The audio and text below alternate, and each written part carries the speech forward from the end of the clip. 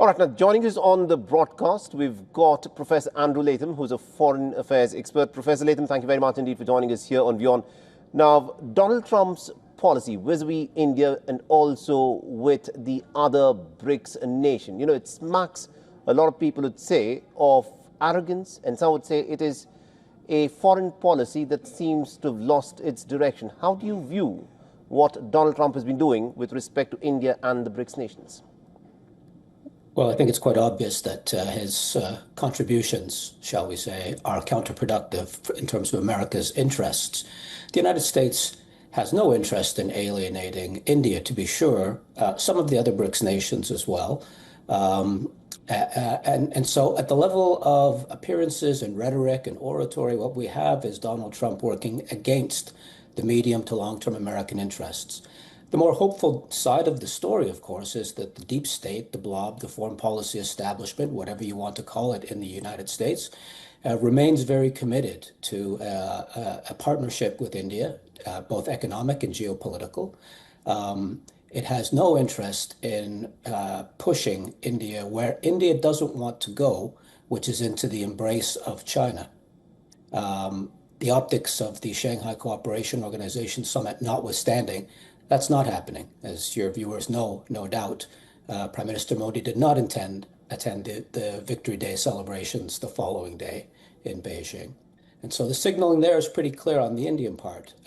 India will, as it always has, pursue its national interest. Sometimes those align with China, sometimes they align with Russia, and sometimes they align with the United States. And that's simply the nature of India's strategic autonomy and multi-alignment grand strategy.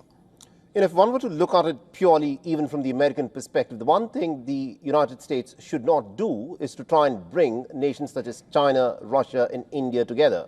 But Donald Trump, with his rhetoric and through his policies, is ensuring and pushing that Beijing, Moscow, and New Delhi, in fact, come together in a much more stronger manner. What do you think is guiding Donald Trump's foreign policy here? Well, he has a bit of a temper about him. So when it comes to tariffs, for example, he browbeat the Japanese and they rolled over and gave in, and the South Koreans and the Europeans. He got his way.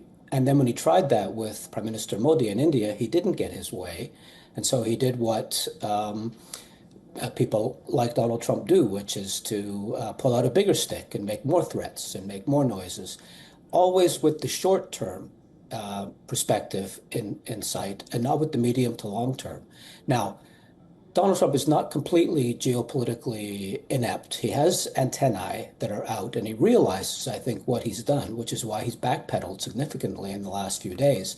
Not only just initially softening his rhetoric, but now talking about India as an indispensable partner and as a friend, and how much he, at the moment, has some disagreements with Prime Minister Modi, but genuinely loves Prime Minister Modi. So I think we see a bit of a pivot, a bit of an about face, as it were, on the part of the president, because either he or his immediate circle of advisors have come to the conclusion that alienating India is not a sound strategic move. All right. My final question to you, Professor Latham, is this. De-dollarization is something that's being talked about a lot. The one thing that the United States does not want to happen is for de-dollarization to become a reality. Do you think Donald Trump is now setting out the steps that are needed to ensure that the rest of the global economy is tied closely with that of the US dollar? Or is he, because of the fact that he's alienating his friends, in many ways hastening the process of de-dollarization? Yeah, I don't think Donald Trump is helping, but he's not the cause of this. The American system, the dollar-based system put in place at Bretton Woods in 1944 and throughout the Cold War and the post-Cold War era, has been fraying for some time. It's falling apart. The WTO isn't doing what it's meant to do. Even the United Nations is a bit of a failure on many levels. And so it's not surprising that the cornerstone of that arrangement, the dollar as the global reserve currency, is beginning to fall apart.